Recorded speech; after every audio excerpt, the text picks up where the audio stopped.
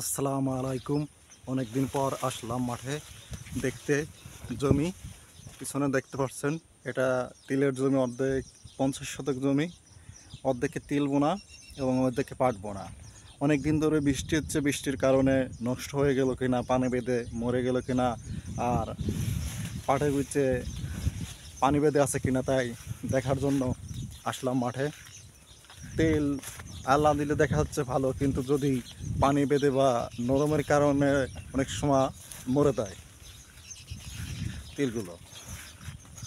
দেখতে পাচ্ছেন তিল কেবল ফল হয়েছে,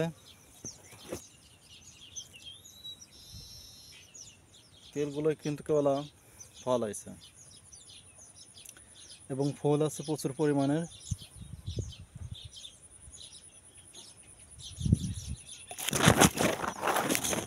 কাছ থেকে দেখাচ্ছি ফলগুলো, কেবল ফলগুলো আসতেছে, একটু পাশে বোনা ছিল তার কারণে। আসলে এখানে এই জমিটা দিয়ে উপরের যে পানিগুলো, সে পানিগুলো কিন্তু নেমে থাকে, যার কারণে এটা মরে যেতে পারে। যার কারণে আমি মাঠে আসছি দেখার জন্য। এবং তিল একটি তেল সমৃদ্ধ ফসল। এটা কিন্তু যদি হন যায় তাহলে খুব ভালো হয়। এটা মন আপনার 4000 টাকা মতো থাকে, 3500 বা 4000 এরকম থাকে দাম। তিল কিন্তু যদি আপনি হওয়াতে পারেন তাহলে কিন্তু ফলন ইনশাল্লাহ ভালো পাবেন। আর দেখা যাচ্ছে তিলগুলো ভালো হবে, কিন্তু যদি এভাবে বৃষ্টি নামার তালাই থাকে তাহলে কিন্তু দেখা যাবে নরমের কারণে বা পানি বেঁধে থাকলে কিন্তু তিলগুলো মারা যাবে, কারণ শিকড় পচে এটা মারা যায়। তিলগুলো কিন্তু বুক সমান উঁচু হয়েছে। আর একটা তিল আছে আমার বাড়ির ধারে, সেটা সেটা কিন্তু বুক গলা সমান পর্যন্ত, কিন্তু সেটা এত পরিমাণ ফল ধরেছে। কিন্তু আসলে বন্যা এই দুর্যোগের কারণে, এই কয়েকদিন বৃষ্টির নামার কারণে, যার কারণে হচ্ছে পানি বেঁধে কিছু জায়গায় দেখলাম মরা ধরছে। তিল যদি এটা কোনো বালা মুসিবত যদি না হয় আর তিলগুলো যদি না মরে, তাহলে কিন্তু দেখা যাচ্ছে তিলগুলো কিন্তু খুব সুন্দর হবে। আর অর্ধেকে যে পাট বোনা, পাটগুলো কিন্তু একটু হালকা আছে, কারণ এই প্রথমের দিকে বৃষ্টি কয়েকদিন হচ্ছে। এর আগে কিন্তু খরার জন্য বইতে জল না থাকার কারণে গায়ে বাছুর বা ছোটো বড়ো যাকে বলে, আর আঞ্চলিক ভাষায় বা গ্রাম্য ভাষায় বলে একটা প্রবাদ আছে, এটা গায়ে বাছুর বলে।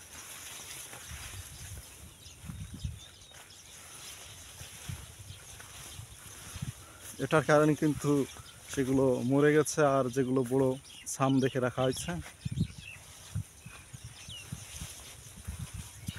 দেখা যাচ্ছে যেগুলো আছে সেগুলো কিন্তু খুব সুন্দর হবে।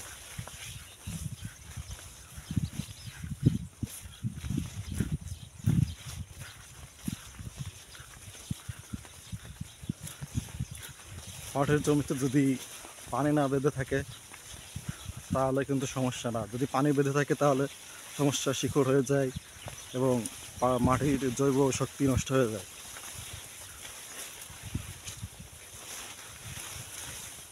এগুলো দেখতে পাচ্ছেন গলা সমান, বুক সমান পর্যন্ত উঁচু দেখাই যাচ্ছে।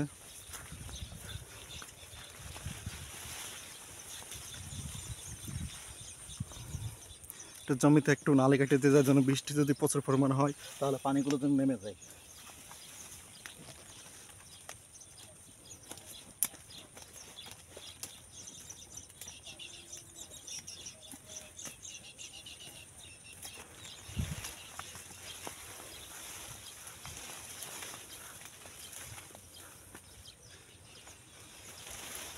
যাতে করে তাহলে পানি না বাঁধলে পাটের সমস্যা হবে না, যার কারণে এটা করে দিয়ে যাচ্ছি যেন ভালো হয়।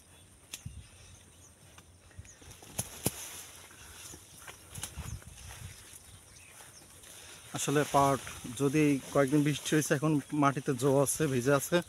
এখন যদি খরা হয় কয়েকদিন, এখন যদি টানা 10 দিন মতো খরা হয় এবং বাতাস থাকে, বাতাসের গতিতে কিন্তু পাট বাড়বে। আর যদি খরা হয় তাহলে পাটগুলো সতেজ হয়ে এটা কিন্তু আর বাড়বে বেশি। আর যদি এরপরে বৃষ্টি এরকম হওয়ার তাইল থাকে প্রতিদিন, তাহলে কিন্তু পাটগুলো নষ্ট হয়ে যাওয়ার সম্ভাবনা থাকে বেশি, এই নরম বা পানি বেঁধে থাকার কারণে।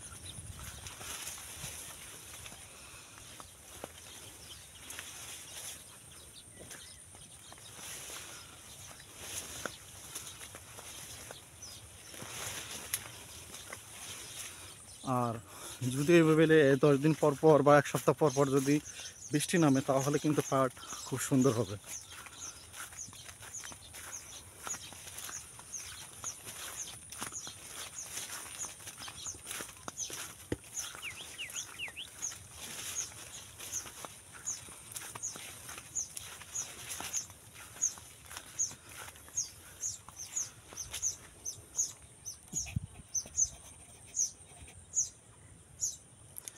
আজ ভিডিওটা এই পর্যন্তই। সবাই ভালো থাকুন, সুস্থ থাকুন। আল্লাহ হাফেজ।